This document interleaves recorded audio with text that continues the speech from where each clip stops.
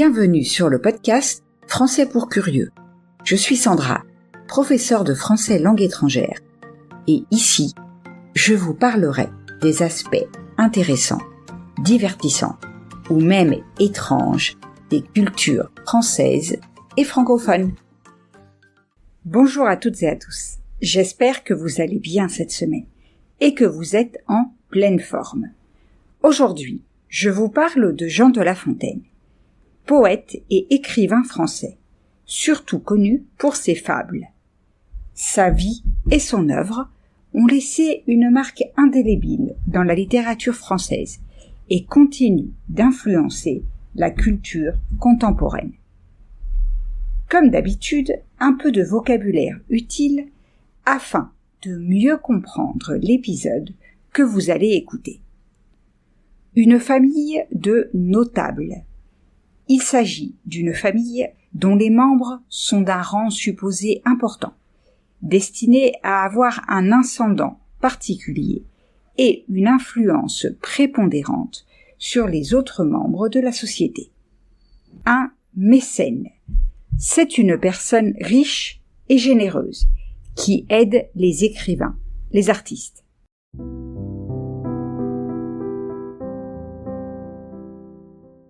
Entrons maintenant dans le vif du sujet.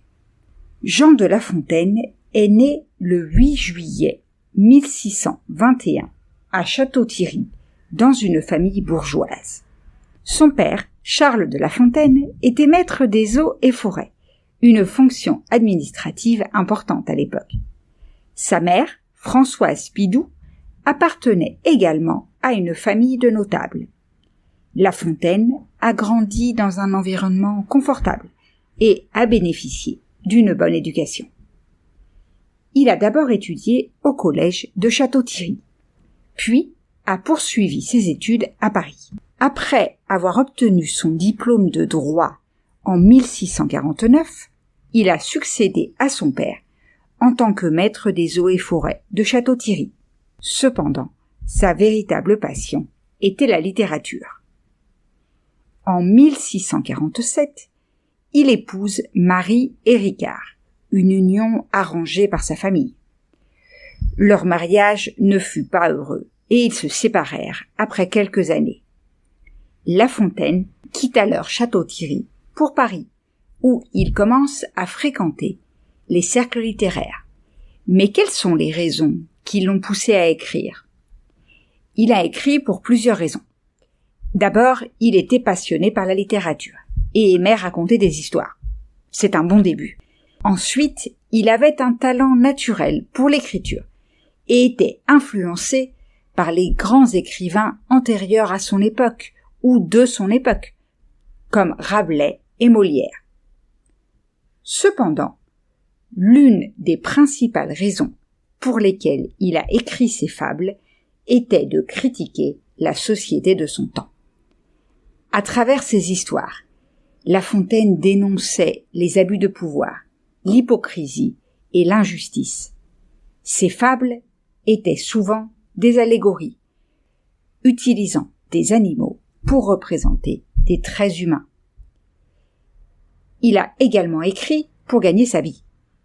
Bien que La Fontaine soit issu d'une famille aisée, il a souvent eu des problèmes financiers. L'écriture était un moyen de subvenir à ses besoins. Grâce à ses relations avec des mécènes comme Nicolas Fouquet et Madame de la Sablière, il a pu consacrer son temps à l'écriture.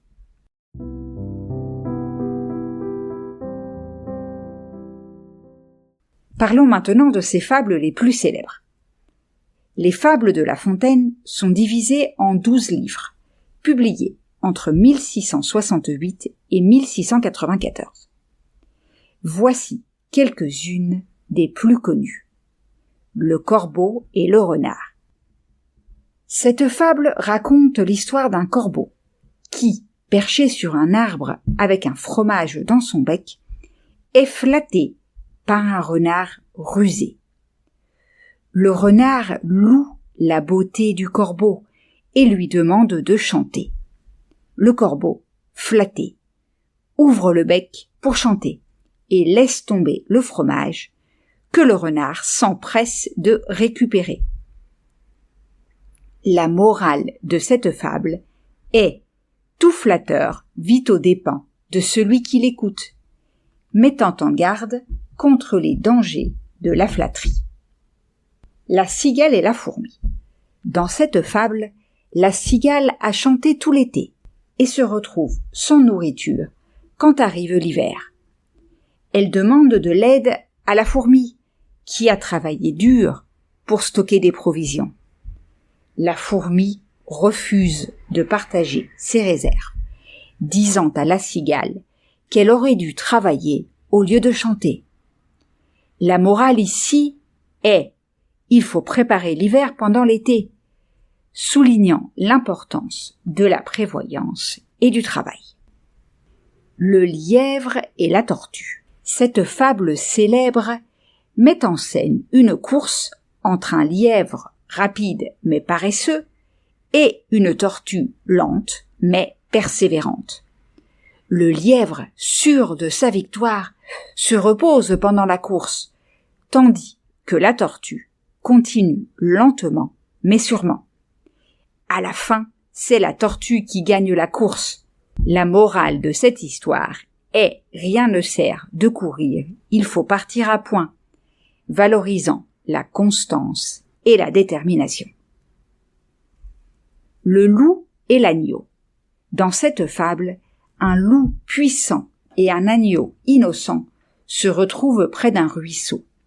Le loup accuse l'agneau de troubler son eau et malgré les protestations de l'agneau, le dévore. La morale ici est « la raison du plus fort est toujours la meilleure », une critique de l'injustice et de l'abus de pouvoir.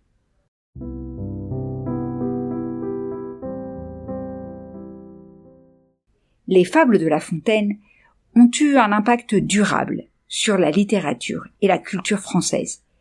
Elles sont encore largement lues et étudiées dans les écoles où elles servent d'outils pédagogiques pour enseigner des leçons de morale et de comportement.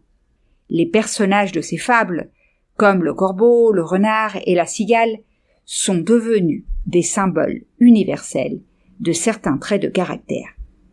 De plus, ces fables ont influencé de nombreux écrivains et artistes à travers les siècles. Des compositeurs, comme Jacques Offenbach, ont mis en musique certaines de ces fables, et des peintres, comme Gustave Doré, ont illustré ces histoires. Elles ont été également traduites en de nombreuses langues, atteignant un public international. Aujourd'hui, les thèmes abordés sont toujours pertinents. Les critiques de la flatterie, de l'hypocrisie, de l'abus de pouvoir et de la paresse résonnent encore dans notre société moderne. Les fables sont souvent citées dans les médias et la culture populaire pour illustrer des situations contemporaines. En outre, l'impact de La Fontaine ne se limite pas seulement à la littérature. Ces fables ont influencé la langue française elle-même. De nombreuses expressions courantes en français trouvent leurs origines dans ces textes, comme tirer la couverture à soi, ou être cigale ou fourmi. En conclusion, je peux vous dire que Jean de La Fontaine est un écrivain dont l'œuvre a traversé les siècles. Ses fables, riches en leçons et en critiques sociales, continuent d'être pertinentes et d'influencer la culture française et internationale.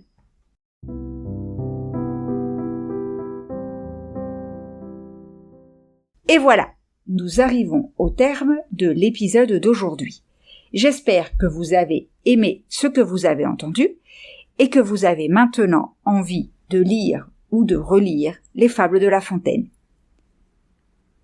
Si vous avez aimé ce que vous avez entendu, je vous invite à laisser un message sur votre plateforme d'écoute préférée et à partager l'épisode autour de vous.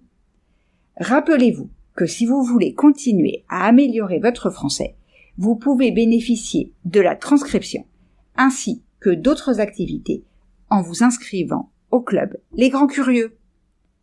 On se retrouve la semaine prochaine pour parler d'Émile Zola.